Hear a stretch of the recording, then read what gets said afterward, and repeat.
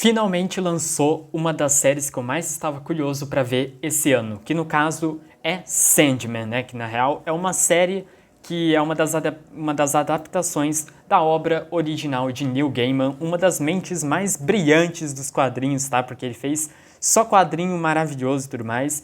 E vamos lá, hoje a gente vai comentar o que eu achei sobre a nova adaptação aí, que é comandada pelo próprio Neil Gaiman como um dos roteiristas da série e também foi lançada aí na Netflix. Mas antes de mais nada, como sempre, eu já quero lembrar vocês de se inscreverem no canal, deixarem bastante like para dar aquela força marota e ativarem o sininho das notificações para não perderem notificações dos próximos vídeos, tá? Sério, gente, deem um like aí porque hoje tá frio, entendeu? Então, assim, tô fazendo vídeo aqui do Sandman no frio, tá? Então, assim, colaborem aí, deixem um like aí para dar aquela ajuda marota, sabe?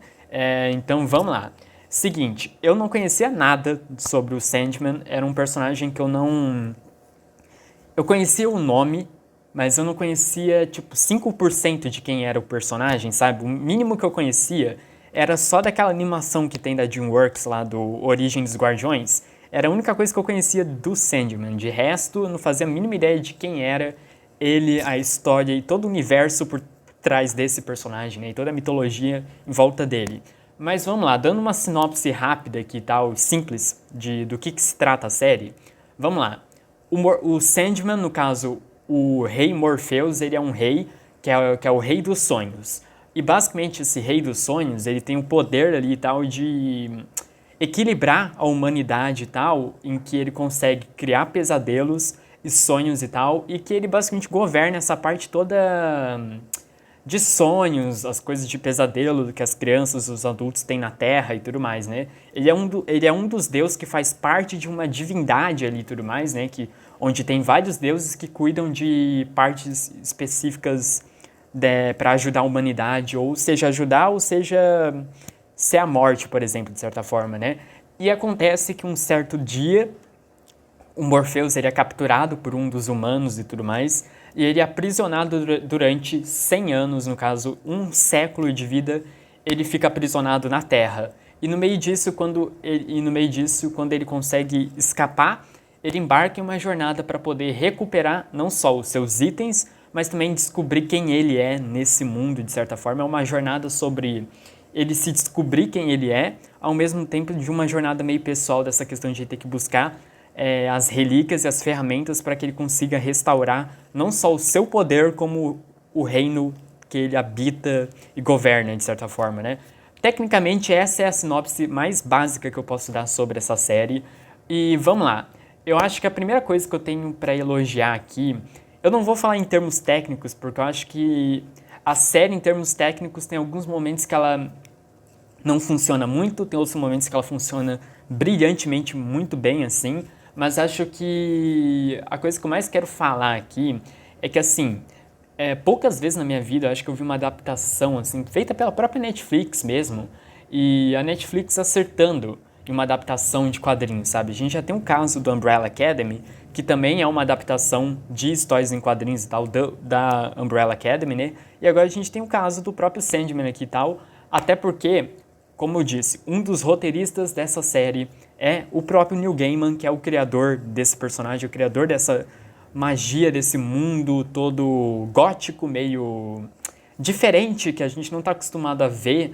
E, de certa forma, é muito interessante porque o Sandman, ele é um personagem que ele vai tendo sua jornada ao longo aqui dessa série de uma forma muito diferente do que a gente está habituado, sabe? É um personagem que já estabelece quem ele é desde o início, só que ao mesmo tempo é uma jornada sobre ele se descobrir quem ele vai ser no futuro, ao mesmo tempo que ele precisa também aprender algumas lições no meio do caminho que são fundamentais para essa jornada pessoal dele, sabe? Deles também é uma jornada muito sobre ele se entender quem ele é nesse mundo, de certa forma, né? E também mudar algumas das suas atitudes e comportamentos, né? Então, assim, eu acho que toda essa questão de como a série adapta os quadrinhos para a versão live action, eu não li os quadrinhos, então eu não vou ser a melhor pessoa para falar se é uma adaptação 100% fiel, mas do pouco que eu vi do material dos quadrinhos relacionado ao material da série, é uma série que ela consegue adaptar muito bem os dois primeiros arcos, né, e tal, porque é uma série que ela a primeira temporada que ela adapta os 2 primeiros arcos, né, os 2 primeiros quadrinhos da jornada do Sandman e tal, e se tiver uma segunda temporada, provavelmente vai ser os 3 últimos quadrinhos, né, de certa forma, os 3 últimos arcos dessa história, né? Então, assim, eu acho que a maneira que dividem os arcos aqui, em episódios aqui da temporada, funciona de uma forma muito orgânica e natural, sabe? Então, assim, o episódio, eu acho que os melhores episódios pra mim são o 4, o 5 e o 6, porque são o que mais representam coisas muito além do que só serem episódios ali e tal, pra focar em mais uma aventurinha do Sandman, sabe? Eu acho que tem mensagens muito interessantes ali e tal, por trás do roteiro, por trás da história que está sendo contada e principalmente pelos próprios atores, sabe? O ator que faz o Sandman aqui, maravilhoso, eu acho que ele entrega desde o início aqui uma atuação diferente, um cuidado muito diferente de você enxergar o personagem. Até a maneira que ele dialoga como personagem é de uma forma sussurrando, sabe? Ele fala meio que com sussurro, ele fala com uma voz meio fraquinha, uma voz meio, tipo, parece que ele tá cansado ao mesmo tempo que ele é meio antissocial, sabe? Ele é um cara mais quieto na dele, mais de boa. Então, assim, toda essa questão de como que a série adaptou os quadrinhos e principalmente o comportamento do Sandman aqui funciona de uma forma muito orgânica e funciona porque, cara, o ator é excelente, o roteiro também é excelente aqui, tá?